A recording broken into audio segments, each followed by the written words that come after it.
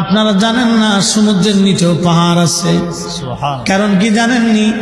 এই সমুদ্রকে ধরে রাখার জন্য আল্লাহ প্যারাক বানায় রাখছে। সমুদ্রের ভিতরেও বড় বড় পাহাড় আছে। আহা, আমার মালিক আমার আল্লাহ পাহাড়টাকে সৃষ্টি করলেন। নবীজি সাহাবীরা বললেন, হুজুর এই পাহাড়ের চাইতে শক্ত কি কিছু আছে?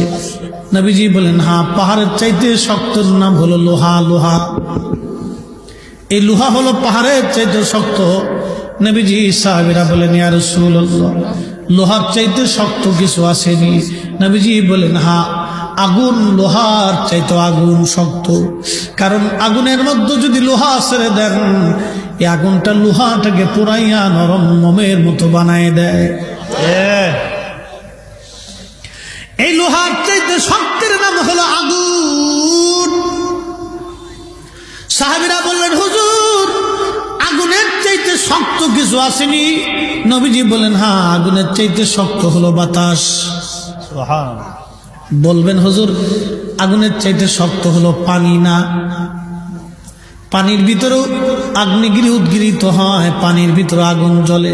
আপনি জানেন না সমুদ্রের নিচে আগুন জ্বলে, আগুন, কিন্তু পানি আগুন নিভাইতে পারে না। সুবহানাল্লাহ।